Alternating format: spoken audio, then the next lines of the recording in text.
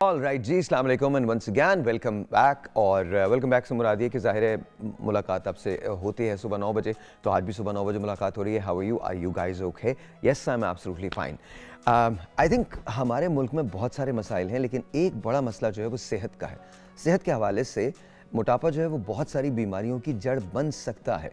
तो उसके लिए आज हमने सोचा कि पूरा प्रोग्राम जो है ये डेडिकेट कर दें उन लोगों के लिए जो कहीं ना कहीं किसी तौर पे ओबेसिटी का शिकार हैं या मोटापे से मुतासर हैं। अच्छा, बेशुमार चीज़ें हो सकती हैं, लेकिन थोड़े से डिसिप्लिन हमको भी पैदा करना पड़ेगा। हम डॉक्टर से बात करेंगे, हमारे पास साइकोलॉजिस्ट हैं, उनसे बात करेंगे, हम जानेंगे कि इसके कॉजेज़ क्या होते हैं और किस तरह से इसे छुटकारा पाया जा सकता है। सो आप लोग अपनी अपनी चाय बना लें, कॉफ़ी बना लें, नाश्ता बना लें, आ जाइए, बात करते हैं, ओपन करते हैं डिस्कशन एंड लेट्स सी कि हो सकता है आज का दिन आपके लिए बड़ा कारआमद साबित हो। जस्ट इतना कीजिएगा कि जब आप शो देख रहे हों तो आप हमें कॉल भी कर सकते हैं, लेकिन जब आप शो देख रहे हों तो देखने के बाद उसे ख़त्म मत कर दीजिएगा। जो डॉक्टर्स कहें उन पे अमल कीजिएगा। आइए बात करते हैं। मेरे साथ मौजूद हैं डॉक्टर अरीश खालिद साहब। अस्सलाम वालेकुम मैम, बहुत बहुत शुक्रिया फॉर बीइंग हियर। मेरे साथ उरूसा मौजूद है। उरूसा, बहुत बहुत शुक्रिया for being here. Doctor Waseem is joining us from Islamabad we are DSNG। अस्सलाम वालेकुम डॉक्टर साहब, कैसे हैं आप? वालेकुम अस्सलाम, मैं बिल्कुल ठीक ठाक, आप कैसे हैं? अल्हम्दुलिल्लाह डॉक्टर साहब, thank you so very much, बहुत बहुत शुक्रिया। स्टे पुट, बस आपकी तरफ आता हूँ। डॉक्टर साहब, अब सबसे पहले आपसे सवाल, मुझे बताइए मोटापे का रीज़न क्या होता है? क्यों इंसान अचानक से फूलने लगता है? क्या जेनेटिक्स के अंदर शामिल होता है? क्या हमारी खुराक ऐसी होती है, या एज का फैक्टर आ जाता है, या हमारी लेजीनेस होती है? क्या होता है? ये बड़ा अच्छा सवाल किया, इससे मुझे बेसिकली बात भी याद आ गई। मेरे पास अक्सर ख़वातीन आती हैं और जब हम उनको काउंसलिंग करने की कोशिश करते हैं कि जी आपकी डाइट, जाहिर है देखिए आपकी बॉडी नीड से ज़्यादा है, हाँ जी, तो उनसे जब आप पूछें तो ये कहती है डॉक्टर साहब मैं तो अद्धी रोटी खानी है। अब हमें ये समझ नहीं आती है कि भाई अद्धी रोटी खा के कोई इतना कैसे हो सकता है, और वो अद्धी रोटी का साइज़ क्या है, ये दैट इज़ रियली वेरी बड़ा। पता चले कि हमारी आधी रोटी तो शायद इतनी हो और उनकी आधी रोटी इतनी हो, तो मतलब या वो आधी आधी करके पता नहीं कितने लोगों की खा लेती है। तो देखिए ये नहीं हो सकता कि आप खुराक अच्छा, ये मुझे भी समझ में नहीं आता, बिकॉज दुनिया में कहते हैं सबसे अच्छी डाइट पोर्शन कंट्रोल होती है, लेकिन I just have no idea कि अगर आप आधी रोटी खा रहे हैं तो फिर आप ऐसे क्यों हैं? मतलब यही तो मेरा सवाल है। अब हम पूरी सारी स्टोरी सुनते हैं कि जी सुबह से लेकर शाम तक डॉक्टर साहब मैं अद्धी रोटी खा दी, एक कप चाय दा पीता, वो तो बाद में सिर्फ 2 समोसे खा दिए, यानी कि वो चीज़ें जो आधी आधी के साथ थोड़ी थोड़ी ऐड हो रही है। तो देखिए वो आपकी बॉडी नीड से ज़्यादा है, आपकी खुराक ज़्यादा है तो आपका वज़न ज़्यादा होगा। आपका लाइफस्टाइल ठीक नहीं, ठीक है, अगर आप खुराक ज़्यादा ले रहे हैं प्लस ये कि आप उसको अब इस्तेमाल नहीं कर रहे, आप बैठे हुए हैं, आप वर्कआउट नहीं कर रहे, आपकी रूटीन ऐसी है कि जिसमें आपकी बॉडी कंज्यूम नहीं कर पा रही है, तो वो डेफिनेटली आपकी बॉडी में एक्यूमुलेट होगा और वो डेफिनेटली स्टोरेज होगी। क्योंकि आपकी बॉडी इतनी इंटेलिजेंट होती है। जब आप एक तो ऑड टाइमिंग्स पे खाते हैं, यानी कि आप कभी खा रहे हैं, कभी आप फाके कर रहे हैं और कभी आप इस तरह करें कि एकदम से खा रहे हैं, तो आपकी बॉडी बेसिकली क्या करती है कि उसको, वो आपसे ज़्यादा इंटेलिजेंट है, वो स्टोरेज मोड में चली जाती है। वो जो कुछ आप उसको दे रहे हैं वो कोशिश करती है कि मैं उसको स्टोर कर लूँ, क्योंकि मैंने वो अपने हार्ड टाइम्स के लिए बचा के रखना है। हार्ड टाइम्स के लिए जाहिर है जब आपने उसको एक टाइम पे, बाज़ लोग जब क्रैश डाइटिंग पे आते हैं, ठीक है, अब क्रैश डाइटिंग पे आने के बाद क्या होता है, हाँ, जब वो ज़रा से थोड़ा सा भी खाते हैं तो वो क्या कहते हैं, हम पहले से ज़्यादा हो गए। ठीक है, आपने अपनी लाइफ के अंदर देखिए ये हमेशा एक चीज़, म्याना रवि बहुत ज़रूरी है और आपका कंसिस्टेंट होना बहुत ज़रूरी है। ठीक है, कोई भी चीज़ आप, तो डॉक्टर साहब जो हमने 4-5 चीज़ें बताई थी, ये सारी चीज़ें इसमें आ सकती हैं। जेनेटिक्स भी आ सकता है इसके अंदर, आपका वर्कआउट ना करना, लेजी रहना वो भी आ सकता है, एज भी आ सकती है, और आपका खाना भी आ सकता है, and depression also one of the. मोटापे की वजह से डिप्रेशन होता है, डिप्रेशन की वजह से मोटापा दोनों चीज़ें, दोनों चीज़ें। जो लोग 20 होते हैं उनमें डिप्रेशन भी होता है, लेकिन बहुत सारे ऐसे लोग जो डिप्रेशन में होते हैं वो ये, बल्कि आपको इनसे जब आप बात करेंगे तो आपको वो जाहिर है, बिल्कुल रूसा से आप बात करते हैं तो आपको ज़्यादा डिटेल में बताएंगी कि अक्सर लोग जब डिप्रेसिव मोड में जाते हैं तो वो ज़्यादा खाना शुरू कर देते हैं। इससे पहले कि मैं आपसे बात करूं, मैं डॉक्टर वसीम के पास जाता हूं। Same question for you doctor साहब, वजूहात क्या होती हैं मोटापे की, और किस तरह से ओवरकम पे हम बाद में बात करेंगे, और किस तरह से ये दिमाग पे असरअंदाज हो सकता है? ये जो भी डॉक्टर साहबा ने कहा ना कि मैं सिर्फ आधी रोटी खाती हूँ, तो ये मैं भी सुनता रहता हूँ, तो मैं उनसे यही कहता हूँ कि आधी रोटी दिन में कितनी दफ़ा खाती हैं। प्रॉब्लम ये है कि हम जो है ना कैलोरीज को ट्रैक नहीं कर रहे होते, मचिंग कर रहे होते हैं, थोड़ी थोड़ी देर बाद खा रहे होते हैं। चाय का जो इनटेक है हमारा, दिन में अगर 3 से 4 दफ़ा हम चाय पी रहे हैं तो दूध से भी कैलोरीज आ रही हैं, चीनी से भी कैलोरीज आ रही हैं साथ साथ, और उसके साथ साथ कोई चाय के साथ बिस्किट या कोई ऐसी चीज़ चल रही होती है जिससे हम ना मतलब जानते हुए कैलोरीज कंज्यूम कर रहे होते हैं। सही। हमारे पास जब पेशेंट्स आते हैं ना, वो कहते हैं कि मैं बहुत कम खाता हूँ, लेकिन जब हम कैलोरीज को ट्रैक करते हैं तो हमें यही पता चलता है कि वो रिक्वायरमेंट से ज़्यादा ही खा रहे हैं। तो सबसे पहले जो इंपॉर्टेंट बात है वो ये है कि अपनी लाइफ में डिसिप्लिन को लेके आना है और अपने जो खुराक के औकात है ना उनको सेट करें, फिक्स करें। जब एक दफ़ा आपने अच्छा हेल्दी नाश्ता कर लिया है तो बीच में दोबारा खाने की क्या ज़रूरत है। और ये हैबिट्स जो है ना, इनको डेवलप करना, इनके ऊपर इस्तेकामत दिखाना, इनके ऊपर कंसिस्टेंट रहना, ये बहुत ज़्यादा ज़रूरी है। इसके साथ साथ एक और जो चीज़ मैं हाईलाइट करूँगा कि लास्ट भी मैंने बात की थी, खून में इंसुलिन लेवल ज्यादा होने की। इंसुलिन फैट स्टोरेज हार्मोन है, अगर उसके लेवल्स खून में ज्यादा है और विटामिन डी लो है, यानी कि इंसुलिन हाई है और विटामिन डी लो है, तो ये बड़ा लीथल कॉम्बिनेशन है, बहुत तेजी से वेट पुट ऑन होगा।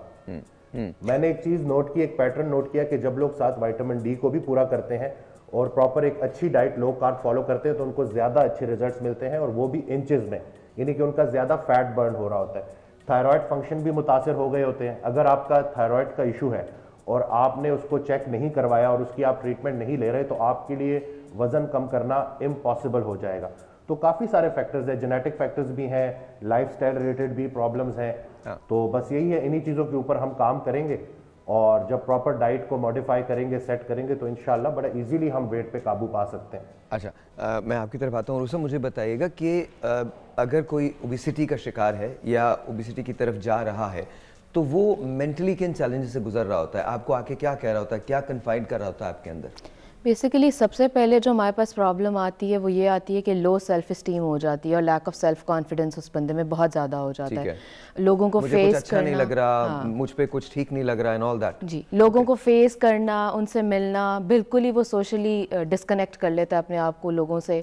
और बैक एंड पे ये भी एक चीज़ होती है कि बजाय उस पर काम करने के वो लेजीनेस का भी शिकार हो रहा होता है बहुत ज़्यादा, बिल्कुल काम नहीं कर पाता है अपनी ज़ात के ऊपर। कि एटलीस्ट अगर उसको इस चीज़ से प्रॉब्लम है तो अपनी सेल्फ को मेंटेन करने के लिए, अपनी बॉडी इमेज को मेंटेन करने के लिए उस पर काम करे, लेकिन वो भी नहीं कर पाता है वो। फिर उसके बाद जो हमारे पास इशू आता है, डिप्रेशन बहुत ज़्यादा हो जाता है।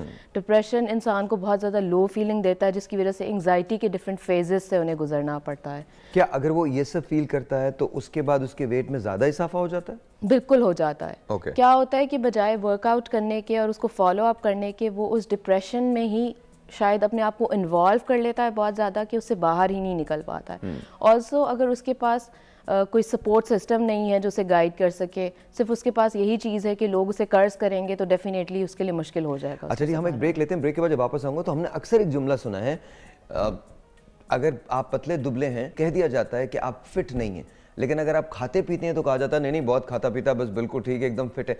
तो हमारे यहाँ ये कॉन्सेप्ट है, इसके बारे में बात करेंगे। और फिर सबसे बेहतरीन डाइट कौन सी है? आप सबको बहुत डाइट का शौक है ना कि डाइट पे चले जाएं, डाइट पे चले जाएं, डाइट पे। तो लेट्स टॉक अबाउट कि जी सबसे बेहतरीन डाइट कौन सी है। मैं अपने जो गेस्ट हैं उनसे रिक्वेस्ट करूंगा कि वो उन लफ्ज़ों में, आसान लफ्ज़ों के अंदर आपको बताएं, ताकि हम सबको पता चल सके कि अगर हमें वेट लूज़ करना है तो फिर मैं क्या पैटर्न फॉलो करना है, कौन सी डाइट फॉलो करनी है। और सबसे पहला क्वेश्चन जो है वो ये है कि खाते पीते घराने से हैं जी, हम तो खाते पीते रहते हैं, तो I just don't understand this. एक छोटा सा ब्रेक लेते हैं, ब्रेक के बाद बात करेंगे। ऑलराइट जी, वंस अगेन जी, ये तो हमारा ताल्लुक तो खाते पीते घराने से है, तो हम तो कभी खाना पीना छोड़ नहीं सकते। अल्हम्दुलिल्लाह हमारे बड़ों ने कभी नहीं छोड़ा, तो हम क्यों छोड़ेंगे इंशाल्लाह। और हमारे यहाँ 2-3 तरह के खाने होते हैं। मुल्क को खा लिया जाता है, जायदाद को खा लिया जाता है, हक़ को खा लिया जाता है, मेरिट को खा लिया जाता है। फिर पीना भी 3-4 किस्म का होता है। एक वो जो मुझे और आप जैसे लोग पीते हैं, वो साफ़ भी पानी नहीं मिल सकता आपको पीने के लिए। और दूसरा किस्म का पीना वो जो मखसूस औकात में हमारे यहाँ होता है, और उसके बाद फिर खैर जाने दें, इससे पहले कि मुझे भी लोग ले जाएं, बात नहीं करते, यहीं पर ख़त्म करते हैं। तो डॉक्टर साहब, ये क्या कॉन्सेप्ट है कि अगर खाते पीते हो तो तुम ठीक हो, तुम फिट हो, लेकिन अगर तुम पतले दुबले हो तो तुम्हारे साथ कोई प्रॉब्लम है? मैं I was trying to convince one of my patients के मतलब ही came to me for the liposuction. तो मुझे कहते हैं डॉक्टर साहब ज़्यादा फैट नहीं निकालना, क्योंकि देखें जी, जिसके वजूद में वजन नहीं है उसकी बात में वजन भी नहीं होगा। सीरियसली? यस, मतलब like, कहते पतले बंदे की तो इज्जत ही कोई नहीं, उसकी तो बात ही कोई नहीं सुनता। मैंने कहा ये भी सही है। मतलब मैंने कहा क्या जब इस किस्म के जुमले आते हैं आपका क्या दिल चाहता है, आप क्या करें? मैं तो ऐसे ही हंस पड़ती मतलब लाइक मैं वही कहती हूँ, मैंने कहा नहीं आप ठीक कह रहे हैं। असल में मैंने अब तक जो पढ़ा ना वो गलत था, मुझे पढ़ाने वाले लोग गलत थे, मैंने जो बुक्स पढ़ी वो भी गलत थी। असल में मुझे आपसे पढ़ना चाहिए थिंग इज कि देखिए पहली बात ये कि आपका अगर अपना उसमें नहीं है ना जहन तैयार, कोई आपके लिए कुछ नहीं कर, कोई डॉक्टर कुछ नहीं कर सकता, कोई साइकोलॉजिस्ट कुछ नहीं कर सकता, आपकी बीवी कुछ नहीं कर सकती, आपकी माँ कुछ नहीं कर सकती, आपको कोई बेबी सेट नहीं कर सकता। ये मॉडिफिकेशंस आपने अपनी लाइफ में खुद लेकर आनी है, ठीक है। और आपको अगर ये लगता है कि सब कुछ आपके लिए डॉक्टर ही कर देगा और वो आपको, दिस इज़ नॉट पॉसिबल, ठीक है। आपको वो सारी चीज़ों में चेंजेस लेकर आने हैं, लेकिन मेडिकल इश्यूज़ को रूल आउट करना भी बहुत ज़रूरी है। अच्छा, जिस वक्त हम सारे मेडिकल पढ़ रहे होते हैं तो उसमें तकरीबन अप्रॉक्सीमेटली अगर आप, और ये हमारे लिए ना बड़ा लाइफ सेविंग चीज़ भी एक होती है, 90% जो बीमारियों की कॉजेज़ है ना उसमें आपकी एक आपका ड्रग यूज़ होता है और एक आपकी ओबेसिटी होती है। तो ये आपने पेपर में बचना है ना तो ये लिख दो तो ये तो लाजमी कॉज में है आप ये, और लिटरली 90% कॉजेज़ की वजह ओबेसिटी है। रियली? यस, 90% कॉजेज़ आपके देखिए हार्ट के इश्यूज़, आपके लिवर के इशू, लंग्स के इशू, बोन्स के इशू, इवन बोन्स के इशू, हार्मोन्स के इशू, बच्चियों में आजकल कितना कॉमन है पीसीओएस हो रहा है, ठीक है।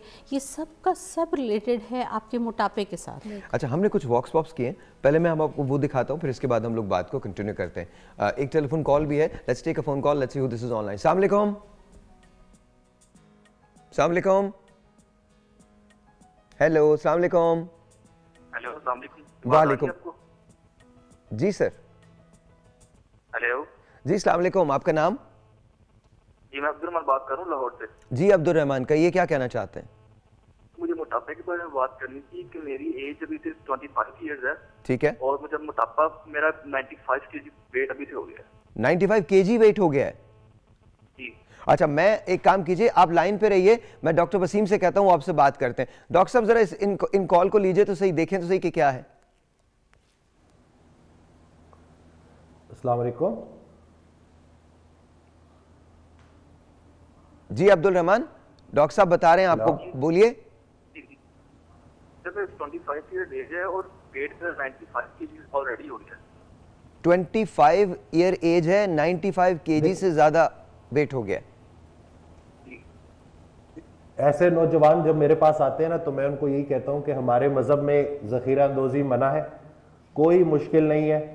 प्रॉपर तरीके से अपने जो है लाइफ में एक्सरसाइज को लेके आए, जिम ज्वाइन कर सकते हैं तो बेहतर है, नहीं तो हल्की फुल्की बेसिक बिगिनर लेवल की जो एक्सरसाइज है उससे स्टार्ट ले। ये जो बाहर का खाना है, ये जो हम होम डिलीवरियां करवा रहे होते हैं और प्रोसेस्ड फूड जो है इजीली अवेलेबल है, इससे थोड़ा सा साइड पे हो जाए। हेल्दी ब्रेकफास्ट करें, दही का इस्तेमाल करें, एग्स का इस्तेमाल करें, सब्जियों का इंटेक रखें, और सबसे बढ़कर जैसे डॉक्टर साहिबा ने कहा ना कि अपने जहन को प्रॉपर तैयार करें। जब तक आप खुद तैयार नहीं है कोई आपकी मदद नहीं कर सकता। आने वाली मुसीबत का वक्त से पहले पता चलना भी अल्लाह का इनाम है। अगर अभी 25 साल की उम्र में आपका 95 केजी वजन है तो आगे जाके खुदा ना खास्ता कोलेस्ट्रॉल के मसले, शुगर का मसला हो सकता है। तो बस अभी ही अपनी जो ईटिंग हैबिट्स हैं उसको चेंज करें, कुदरती फूड की तरफ आएँ, वाटर इनटेक अपना अच्छा रखें, स्लीप का पैटर्न सेट करें। एक चीज़ अगर आप देख लेंगे ना कि अगर आप जल्दी सोएंगे और जल्दी जागेंगे और अपनी ब्रेकफास्ट को ही चेंज कर लेंगे तो आप देखेंगे कि आपकी भूख काफ़ी हद तक कंट्रोल हो जाएगी। एक तजुर्बा कीजिएगा कि सुबह उठ के 2 डबल रोटी के पीस खा लें और उसके बाद अपनी भूख को देखें कि कितनी जल्दी भूख लगती है, और उसके बजाय अगर आप 2 उबले हुए अंडे खाएंगे और फिर नोट करें कि कितनी देर बाद भूख लगती है। तो सिर्फ अपनी लाइफ में हल्की फुल्की एक्सरसाइज को लाने से, अपनी कैलोरीज को रिस्ट्रिक्ट करने से, कुदरती फूड की तरफ जाने से आप बहुत इजीली वेट को रिड्यूस कर लेंगे। यंग है तो इतना मुश्किल नहीं होगा इसको। अच्छा डॉक्टर साहब, कहीं ऐसा तो नहीं है कोई थायराइड का प्रॉब्लम हो, कोई और प्रॉब्लम हो, कोई ऐसा प्रॉब्लम हो, ऐसा पॉसिबिलिटी है, इनको डॉक्टर के पास जाना चाहिए या नहीं? बिल्कुल जी, ये भी देखना जरूरी है कि कहीं अंडरलाइन कोई बीच में थायराइड फंक्शन तो आपके खराब नहीं हुए हुए। इसलिए ये जो इंसुलिन रेजिस्टेंस का टेस्ट है, विटामिन्स की कमियों के टेस्ट हैं, थायराइड के टेस्ट हैं, ये डॉक्टर के पास जाके लाजमी करवाएं। हम जब भी किसी से पूछते हैं कि लास्ट आपने टेस्ट कब करवाए थे, तो वो कहते हैं कि जी हमें तो याद ही नहीं कि हमने कब करवाए थे। तो इतना गाफिल ना रहे, वो गाफिल की आंख तब खुलती है जब बंद होने वाली होती है। तो अल्लाह पाक आपको सेहत दे, और बस जाए और डॉक्टर के पास प्रॉपर टेस्ट करवाएं और प्रॉपर किसी प्रोफेशनल बंदे से अपना डाइट प्लान बनवाएं। अच्छा, आप बताइए, जब लोग आपके पास आते हैं तो क्या कहते हैं? आपसे कहते हैं कि आप डाइट प्लान बना दें, क्या उस डाइट को फॉलो भी करते हैं, या आपसे कहते हैं कि आप कोई मिरेकल कर दें और अचानक से हम पतले होना शुरू हो जाएं? बेसिकली वो बहुत ज़्यादा अपसेट होते हैं इस चीज़ को लेके। देखिए, मैं जब भी आते ना तो एक पहली बात जो मेरी होती है, मैं यही कहता हूँ कि बड़ी कामयाबियाँ बड़ी देर के बाद मिलती हैं, और आपने इस्तिकामत के साथ चलना है और छोटे छोटे स्टेप्स लेके पहाड़ की चोटी को चंद कदमों से तय किया जाता है। तो स्टेप बाय स्टेप चलेंगे। पहले तो उसका जहन बना दिया कि अगर आप इधर महीने के लिए आए हैं तो कोई फायदा नहीं है, आपको प्रॉपर इसमें 6 मंथ्स लगाने पड़ेंगे और फिर उसको आगे भी एज ए लाइफस्टाइल कंटिन्यू करना पड़ेगा। तो इसी तरह से अभी थोड़ी देर पहले हमारी बात हो रही थी, अक्सर अजीब तरह की बातें करते हैं लोग ना, जब मैंने परहेज की इतने फायदे बताए तो आगे से कहते हैं कि जी नहीं डॉक्टर साहब, मैं परहेज से परहेज करता हूँ। तो अब ऐसे बंदे की हम क्या मदद करेंगे जो परहेज ही नहीं करना चाहता। अच्छा, रूसा, जब आते हैं, अभी डॉक्टर साहब ने एक बड़ा कमाल जुमला बोला, आपसे भी मैं यही सवाल करूंगा। वो वेट पुट ऑन करने में तो 30 साल लगा देते हैं जी, लेकिन वेट रिड्यूस करना हो तो कहते हैं कि 2 दिन के अंदर हो जाए। Exactly. ये क्या साइकी है? उनकी एक्सपेक्टेशंस यही होती हैं कि अभी आए तो एक सेशन में सब कुछ ठीक हो जाए, जबकि नहीं होता। अगर आपके 30 इयर्स वेट पुट ऑन में लगे हैं तो आपको एटलीस्ट ये माइंड में बिठाना है कि 30 सेशंस लगेंगे in order to overcome that. Whether के 1 महीने में एक सेशन है या 1 हफ्ते में एक सेशन है, फॉलो अप डिपेंड करता है आपकी सिचुएशन पे। एक और क्वेश्चन आपने मुझसे जो पूछा कि वो आपसे क्वेश्चन क्या करते हैं आके, उनके माइंड में ये क्वेश्चन बिल्कुल नहीं होता, क्योंकि उनको रियलाइजेशन ही नहीं होती कि वो अपनी डाइट इनटेक बैलेंस ले रहे हैं या अनबैलेंस ले रहे हैं। सीरियसली? एग्जैक्टली, उनको पता ही नहीं होता कोई भी चीज़। जो मेरे पास क्वेरीज आती हैं उसमें ये होता है कि हमें अब डिप्रेशन हो रहा है, हम सोसाइटी में निकल नहीं पा रहे, मेरा दिल नहीं करता, मैं किसी को फेस नहीं कर पाता, मुझे इसको बताएं ट्रीट कैसे करना है। उनको ये रियलाइजेशन होती ही नहीं है बिल्कुल भी कि बैलेंस करना बहुत ज़्यादा ज़रूरी है, डाइट कौन सी होनी चाहिए कौन सी नहीं होनी चाहिए। Even I am not a nutritionist, लेकिन मैं उनको गाइड करती हूँ कि आप अपने फूड को स्नैक्स बना लें, लाइक 4 टाइम्स अ डे लें, लेकिन उसकी क्वांटिटी इतनी होनी चाहिए, पोर्शन साइज। एग्जैक्टली। एक telephone call, let's see who this is on. अस्सलाम वालेकुम। वालेकुम अस्सलाम, दुनियावाला से बात कर रहा हूं, मैं वसीम साहब से बात करना चाह रहा हूं। जी जी बोलिए। मेरा क्वेश्चन ये था कि मेरा वेट पहले था 100 प्लस, तो मेरी एज है वो 40 है, ठीक है। 107 kg मेरा वेट था, तो जो मैं वेट कम करते करते मैं 90 kg पे आ गया था। लेकिन अब ये हुआ है कि थोड़े टाइम में जो है ना वो मेरे वेट फिर दोबारा से बढ़ना शुरू हो गया, तो मुझे उसके लिए क्या करना चाहिए? डॉक्टर साहब, 90 kg वेट उन्होंने कम कर दिया था, 17 kg कम किया था, 107 पे था और अब दोबारा से बढ़ना शुरू हो गया। 40 इयर्स की एज है, क्या करना चाहिए? देखिए, जब भी हम वेट लॉस की बात करते हैं तो उसमें वेट लॉस में जो हमने फोकस करना है वो फैट लॉस है। जितना हमारा मसल स्ट्रेंथन होगा ना, उतनी हमारा मेटाबॉलिज्म फास्ट होगा, उतना हमारा एक्टिव होगा, उतनी हमारी कैलोरीज की रिक्वायरमेंट ज्यादा होंगी। जब बहुत सारे लोग वजन कम करना शुरू करते हैं वो सिर्फ स्केल को देख रहे होते हैं, लेकिन उसमें होता यह है कि ज्यादा मसल लॉस हो जाता है। तो उसके बाद जैसे ही वो दोबारा खाना शुरू करते हैं तो तेजी से वेट पुट ऑन करते हैं। तो रिकॉम्पोजिशन एक टर्म है कि जिसका मतलब है कि चर्बी को जलाना है और मसल्स को मजबूत करना है। तो उसमें मैं इनको यही बोलूंगा कि स्ट्रेंथ ट्रेनिंग करें, फुल बॉडी वर्कआउट्स करें और साथ साथ अपनी डाइट में प्रोटीन को हाई रखें। जितना हम डाइट में प्रोटीन को हाई रखते हैं ना, उतना ही हमारी एपेटाइट भी कंट्रोल रहता है। सर, ये अक्सर हमें कॉल करते हैं, सर अपना एक थर्मिक इफेक्ट होता है। डॉक्टर साहब, ये अक्सर हमें कॉल करते हैं, इन्हें हम जानते हैं, पर्सनली भी जानते हैं, तो उसके लिए तो उठना भी पड़ेगा ना सर, जिम भी जाना पड़ेगा, उसके लिए तो सर सांस भी लेना पड़ेगा। सर ये तो ये चाह रहे हैं कि ना, क्योंकि दोस्त हैं हमारे, हम जानते हैं ना, तो ये चाह रहे हैं कि बगैर सांस लिए, बगैर कुछ किए, आप बस हाथ लगाएं और दूर से ही लगा लें, कोई ज़रूरत भी नहीं है पास आने की, और बस वजन कम हो जाए। बस फिर हम सारे मिल के लिए हाथ उठा के इज्तिमाई दुआ कर लेते हैं इनके लिए। शायद वो काम कर जाए। अच्छा जी, मैं एक ब्रेक लेता हूँ, ब्रेक के बाद हम 2 बातें करेंगे। पहली बात ये कि डॉक्टर साहब, आपके पास जब लोग आते हैं और ये कि जी मुझे 2 दिन के अंदर, 2 घंटे में, 3 घंटे में बिल्कुल सही कर दें, मेरी स्किन ग्लो करने लगे, मेरे बाल घने हो जाएं, मेरा पेट जो है वो बिल्कुल कम हो जाए, मैं बिल्कुल स्लिम हो जाऊं, तो आप उसको रिस्पॉन्ड, और फिर क्या ऐसा कोई क्विक फिक्स है? पहली तो बात ये।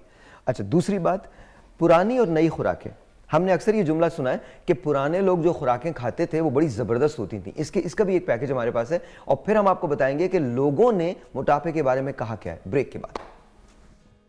7-8 बजे तक 7:30-8 बजे के कम में खा ले। मैं खाते रहता हूँ मैं कम ही नहीं करता, जब भी मिले सी फॉर फूड है, जब मिलेगा खाएंगे। 10 बजे 11 बजे 12 बजे जब भी टाइम मिले हम रात का खाना खा लेते हैं। और बेसिकली हमारी टाइमिंग बहुत ख़राब है। पहले कि रात का खाना कम अज़ कम 4 घंटे पहले खाना चाहिए सोने से। मैं मगरब की अज़ान तक खा लेता हूँ। हम रात का खाना सारी रात चलता है, सारी रात चलता है, जब भूख लगती है तब खा लेते हैं। मैं लास्ट टाइम 2-3 बजे तक भी खा लेते हैं। जब घर होते हैं तब तो 9-10 बजे खा के सो जाते हैं। जब हॉस्टल होते हैं तब तकरीबन 2-3 भी बज जाते हैं। अमूमन तकरीबन कोई 10-11 बजे तक। कि खाना जब भूख लग जाए, क्योंकि सुबह नाश्ता करते हैं, बीच में खाना नहीं खाते, घर जाके खाना खाते हैं।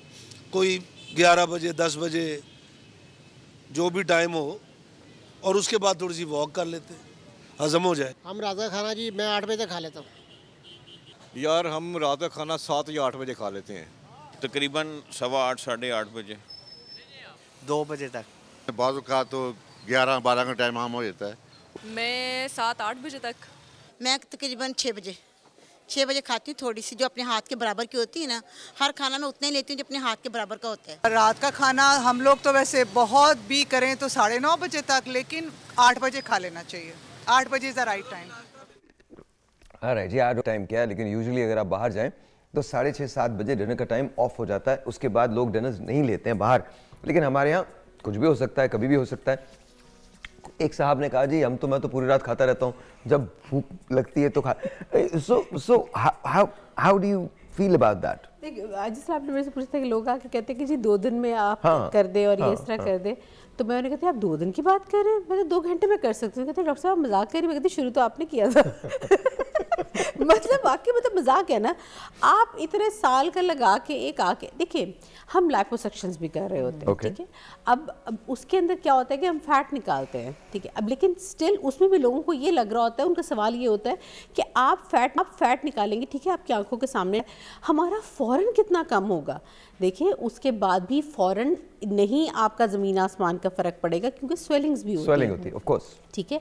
फिर आपकी कि मसल और स्किन ने दोबारा से अटैच होना है, तो आपको पीक रिजल्ट जो नज़र आते हैं वो 3 to 4 मंथ्स में नज़र आते हैं। और 10 दिन के बाद आपने वर्कआउट स्टार्ट करना होता है उसके बावजूद भी, ठीक है, क्योंकि उसमें भी जब हम फैट निकालते हैं तो फैट के साथ साथ फैट सेल्स भी निकल जाते हैं। 10 दिन के बाद आपको शुरू करना होता है। हाँ बिल्कुल, वो लाजमी करना होता है, ठीक है, क्योंकि अब अगर आप खाते रहेंगे उसी तरह तो उस जगह पर तो फैट नहीं आएगा, लेकिन बाकी जगह कहीं और तो आएगा। ठीक है, ठीक है। अगर आपकी बॉडी ये नीड से ज़्यादा है तो उसने कहीं ना कहीं स्टोर होना है। तो ये सारी चीज़ें मैं बहुत ज़्यादा टाइम, खैर काउंसलिंग पे बहुत टाइम लगाती हूँ, और मैं आमतौर पे बहुत ज़्यादा इस तरह एजुकेशनल वीडियोस भी डाल रही होती हूँ कि आप अगर देखें आप अपनी लाइफ में खुद चेंज नहीं लाना चाहते हैं तो फिर हमारे लिए बहुत मुश्किल है कि हम आपके लिए कुछ कर सकें। ठीक है, आप अपना पैसा लगा रहे हैं, ठीक है, आप अपना पैसा भी खर्च कर रहे हैं, अपना वक्त भी लगा रहे हैं, तो ये बहुत ज़रूरी है कि आप अपनी मॉडिफिकेशंस भी करें। प्लस ये जो लेट नाइट मील्स हैं, प्लीज़, ये जो लोग रात तक जागते हैं ना, सबसे ज़्यादा ख़तरनाक वो होता है स्नैकिंग। आप सारा दिन लोग कुछ नहीं खा रहे होते हैं, रात को 10 बजे के बाद अब फ़ोन हाथ में होगा और मुँह चलना शुरू हो जाएगा। नहीं, और दूसरी बात ये, कुछ लोगों को ये होता है कि जी हमने सुबह खाया है, फिर कुछ नहीं खाया एक लंबे पीरियड के लिए, और फिर शाम को खा रहे हैं, तो क्या वज़न कम होगा इससे? इससे बिल्कुल नहीं कम होगा। देखिए यही तो बात है कि अब आपकी बॉडी उस वक्त जा रही है बेचारी, एक स्लीप मोड में जाना चाह रही है, ठीक है। अब उसके हार्मोन्स के लेवल और हैं। एक उस टाइम पे एक्सरसाइज करना रात को सोने से पहले, बिल्कुल आपने ज्यादती की अपनी बॉडी के साथ। आप जब भी वर्कआउट्स करें कोशिश करें कि मॉर्निंग में करें, ठीक है। आप रात के वक्त अपनी बॉडी को स्ट्रेस आउट ना करें, ना उसके ऊपर खाने का बोझ डालें, ठीक है। ये उसके ऊपर बेचारी के ऊपर आप एक एक्स्ट्रा बर्डन कर रहे हैं उसके ऊपर, क्योंकि उसने आपकी बॉडी में यूटिलाइज होना है, वो सारी स्टोर होगी। हाँ। किस वक्त खाना चाहिए रात का खाना उरुसा? मैं ये नहीं कहूँगी कि किस टाइम खाना चाहिए या किस टाइम नहीं खाना चाहिए। जिस टाइम भी खाना चाहिए आपको बैलेंस डाइट खाना चाहिए। इन्हीं की बात को कोरिलेट करूँगी कि लोगों ने बेसिकली जब वो न्यूट्रिशनिस्ट के पास जाते हैं या साइकोलॉजिस्ट के पास जाते हैं, उनको बैक एंड पे आइडिया नहीं होता कि उनको एक्चुअली में करना क्या है। सबसे पहले तो अगर आप साइकोलॉजिकली देखें तो आपको अपनी सक्सेस को विजुअलाइज करना चाहिए कि आप अपने आप को विद इन सम मंथ्स कहाँ पे देखना चाहते हैं। जब आप एक वो बॉडी इमेज अपने माइंड में बनाएंगे, डेफिनेटली आपको आइडिया होगा कि किस किस तरह से आपने फॉलो अप्स लेने हैं और अपनी आपको मेंटेन करना है साइकोलॉजिकली भी और एज वेल एज फिजिकली भी, ताकि आप कोई प्रॉब्लम्स फेस ना करें। डॉक्टर साहब आपकी तरफ आता हूँ, आपने सारे बॉक्स पॉप सुने। अक्सर लोग ये कहते हैं हम जी रात का खाना खाते हैं, बड़े लेट खाते हैं, सारा वक्त मुंह चलता रहता है, रात को जब भूख लग जाए तो ये कितना अनहेल्दी हो सकता है और ओबेसिटी की तरफ हम कितने जा सकते हैं इसकी वजह से? देखिए, इसमें जो सबसे एक साइकोलॉजिकली भी मैं एक बात ऐड करूंगा ना कि जब सारे लोग खाने पीने वाले हों, ओवर ईटिंग करने वाले हों, तो आप उनके रंग में रंग जाते हैं। मैं ये रिकमेंड करूंगा सुनने वालों को कि अपने आप को, अपनी संगत बदलें, अपने आप को फिट लोगों के इर्द गिर्द रखें। हम सफर हम ख्याल हो जाए तो मंजिल आसान हो जाती है। जितना आप फिटनेस ओरिएंटेड लोगों के इर्द गिर्द रहेंगे, जितना आप अपने हेल्थ गोल्स उनसे डिस्कस करेंगे, उतना आप फिट रहेंगे और वो आपको इनकरेज करेंगे ना। 1 और 1 11 का कॉन्सेप्ट ना, कि जैसे अगर आप अकेले जिम नहीं जा सकते तो अगर आपका दोस्त साथ आपके चला जाए तो आप बहुत अच्छी एक्सरसाइज कर लेते हैं। और मैंने ये देखा है कि जो लोग इसी तरह से ना प्रॉपर एक ग्रुप में आके एक्सरसाइज करते हैं ना, वो उनकी वो जो रिजल्ट्स हैं वो ज्यादा अच्छे होते हैं। डॉक्टर साहब, बजाय इसके कि पूरे खानदान में एक बंदा बेचारा जो है वो डाइट कर रहा है, सही, और बाकी और एक सोशल आउटकास्ट बना हुआ है, सारे उसको देख रहे हैं कि भाई तुम क्या कर रहे हो, अल्लाह की नेमतें तुमने खुद पे हराम कर दी हैं। हालांकि वो खानदान में वाहिद बंदा है जो अपनी हेल्थ का ख्याल रख रहा है। अच्छा, बजाय इसके कि उसको वो सपोर्ट मिले, उसको कॉर्नर कर दिया जाता है। अच्छा, और दूसरी बात, अभी आपने बड़ा अच्छा जुमला बोला कि अपना हमसफर अगर हम ख्याल हो जाए। हमारे एक दोस्त हैं, उनका जो हमसफर था वो उनका हम ख्याल नहीं था, तो उन्होंने आपके मशवरे पर अमल किया, 2-3 ढूंढ लिए उन्होंने हम ख्याल हमसफर, बहुत अच्छा हुआ उनके साथ। नहीं जरूर आजकल वो इस सोच में गुम है कि हम ख्याली के बावजूद भी जिंदगी तब्दील क्यों नहीं हुई। अच्छा, वो एक शेर है ना कि खुदा तुझे किसी तूफान से आशना कर दे कि तेरे बहर की मौजों में इस्तराब नहीं, तो ये शायद इन्हीं के लिए बोला गया है। तो ये तूफान से आशना ही करना है खुद को। उसकी बहर, उसकी मौजों में अपने ऊपर इजाफी बोझ डाल रहे हो। सॉरी, उसकी मौजों में भी इतना इस्तिराब है, पागल हो चुका हूँ। I'm going to take a break. एक ब्रेक। आपकी बात से पता नहीं मैं कहां से कहां चला गया। और उसने ढूंढने में भी हमसफर इतनी जल्दी की, 4-5 महीने में 2-3 हमसफर ढूंढ। एक ब्रेक है, आपसे मिलते हैं ब्रेक के बाद। ऑलराइट जी, वंस अगेन वेलकम बैक। और आज हमने सोचा शाहिद भाई से बात करें। बात हो रही है खाने की और बात हो रही है उसकी, तो फिर आज क्या बना रहे हैं आप? अस्सलाम वालेकुम। अस्सलाम वालेकुम। आज सर चुकंदर के पराठे हैं। यार आपने ऐसे ही मुझे बोला हिरन का गोश्त। मैं परेशान हो गया था, लेकिन उसमें सबसे अच्छा जुमला डॉक्टर साहब ने बोला था। कहती मेरे मियाँ कहाँ हैं, उन्हें पता चल जाए तो पकने का भी इंतजार नहीं करेंगे। होता है। अच्छा, वैसे हिरन का गोश्त आप लोगों को बहुत पसंद है, आप लोग खाते हैं? नहीं, मुझे बिल्कुल नहीं पसंद है, उनको पसंद है। उनको पसंद। और आपको सर? पसंद है। वो मुझे छोड़ के बाकी सब हलाल चीजें खाते हैं। एक्चुअली वो पकता ही देसी घी में और बड़ा मजेदार होता है। वाकई? हाँ। Okay I have. मगर वो लाहौर की सर्दी में खाने वाला नहीं है जी। लाहौर की सर्दी में खाने वाला नहीं है। नहीं है? हाँ, केटू के ऊपर चढ़ के खाने वाला। कहाँ पे? गर्म होता है। कहाँ? गर्म बहुत होता है। केटू पे चढ़ के खाने वाला? हाँ, बर्फ वाली पहाड़ों पे। इनके पहले आपने हिरन का गोश्त पकड़ना है, फिर आपने केटू की तरफ भागना है। मैं इतनी मुशक्कत क्यों करूंगा भाई? मेरे लिए चिकन ठीक है, बहुत अच्छा है, मैं खा लूंगा, चिकन फिश खा लूंगा। मैं सर ये चीजें खानी चाहिए। सर आप खाएं सर, मेरी दुआएं आपके साथ हैं, आप जरूर खाइए। मैं तो कल आपके पास आके जितना हैरान हुआ हूँ, मैं अपनी इस पूरे 17-18 साल करियर में मैं कभी हैरान नहीं हुआ था। सर मुझे लगा मेरा ताल्लुक एक किसी गांव से है जहां से मैं आया हूं, और मेरी जो कदरें हैं वो मुझ तक ही अब महदूद रह गई हैं। बाकी जितने लोग हैं वो सब कहीं बहुत आगे निकल गए, स्पेशली स्टूडेंट्स। मतलब कमाल हुआ है कल तो मेरे it was like rude awakening. मैं तो बयान नहीं कर सकता कि मैं तो अभी तक उससे बाहर नहीं निकला हूं, उस शौक से बाहर नहीं निकला हूं। तो it's that part of life. या it's part of life, of course it's part. तजर्बा था एक नया है, एक तजर्बा था नया। सर मैं कभी जिंदगी में दोबारा तजर्बा नहीं करना चाहूंगा। मैं कभी, मेरी अल्लाह मियां मेरी आंखों की बीनाई जो है ना कायम रखे, मैं कभी ये तजर्बा दोबारा नहीं करना चाहूंगा। Because to me their kids, little kids, मतलब मैं जब उन्हें देखूंगा तो वो मेरे लिए बच्चे हैं बहुत। तो I would want them to grow up with all the ethics that there can be. कुछ चीज़ें हैं जो हमारे लिए हम बहुत इंपॉर्टेंट होती हैं और आई थिंक वो ज़रूर इंटैक्ट रहनी चाहिए, चाहे हम कितना ही पढ़ लिख क्यों ना जाएं, कितने ही आज़ाद हो जाएं, 2024 के बजाय 5024 में चले जाएं, but there are certain values जो इंटैक्ट रहनी चाहिए और वो वहीं रहनी चाहिए बिकॉज वो वहीं अच्छी लगती हैं। Okay, coming back to you, ये बताइए कि अभी हम बात करते हैं पुरानी और नई खुराकों की, कोई डिफरेंस था इसमें पुरानी और नई खुराकों में? बिल्कुल था, बहुत ज़्यादा न्यूट्रिशन वाइज देखें तो कैलोरीज़ लोगों को पता था कि कितनी लेनी है और किस तरह से उनको डाइजेस्ट करना है बेसिकली। अपने लिए एक कैसा एक प्लेटफॉर्म बनाना है, खाने के बाद क्या चीज़ें करनी है, फ़िज़िकल एक्टिविटीज़ करनी है ताकि हम उसको बैलेंस कर सकें और हमारे लिए प्रॉब्लम ना हो, हमारी हेल्थ को लेके प्रॉब्लम ना हो। जो आजकल प्रॉब्लम्स हो रहे हैं साइकोलॉजिकली और फिजिकली दोनों तरह से, वो इसीलिए हैं कि आप वर्कआउट नहीं करते हैं, आपकी कोई सोशल सपोर्ट नहीं है बैक एंड पे। जो अगेन मैं डॉक्टर साहब की बात को कोरिलेट करूँगी कि उन्होंने कहा कि आपको कोई गाइड करने वाला नहीं है बैक एंड पे। अगर आपका एक फैमिली स्ट्रक्चर ही ऐसा बिल्डअप है कि बहुत ज़्यादा लोग खाने वाले हैं और एक बंदा डाइट है, तो कितनी देर तक वो अपने आप को मेंटेन कर लेगा या फोकस रखेगा उसको? एक दिन आएगा वो कहेगा इनको भी तो कुछ नहीं हुआ, डेफिनेटली मुझे भी कुछ नहीं होगा। तो एक टेलीफोन कॉल लेते हैं, let's see who this is online. अस्सलाम वालेकुम। वालेकुम सलाम जी, आपका नाम? उबैद, रावलपिंडी से। जी उबैद, कैसे हैं आप? ठीक हैं? शुक्र अल्हम्दुलिल्लाह। जी सर, क्या कहना चाहते हैं? आप कैसे हैं? अल्लाह का शुक्र, बिल्कुल ठीक ठाक। क्या कहना चाहते हैं? अच्छा, 2 सवाल करना चाहूँगा अगर आप इजाज़त दें। जी जी, प्लीज प्लीज प्लीज। अच्छा साहिर, एक मैंने पूछना था, लास्ट टाइम मैंने कॉल किया था आपके शो में तो अपनी नज़र के हवाले से, तो सर बादाम और सफ़ेद मिर्च रात में भिगोनी है, तो सर सफ़ेद मिर्च को साथ ही भिगो देना है बादामों के? अगर आप काइंडली पूछ दें तो। क्या कह रहे हैं आप? सर मैं पूछ रहा हूँ कि सर से ना मैंने कहा था मेरी नजर वीक है ना। हाँ। आपको शायद याद हो, परसों मैंने कॉल की थी, तो कहा था कि बिल्कुल पानी में भिगो के, हाँ, और साथ सफेद मिर्च साथ उसी पानी के अंदर भिगोनी है जिससे हम बादाम भिगोए होंगे।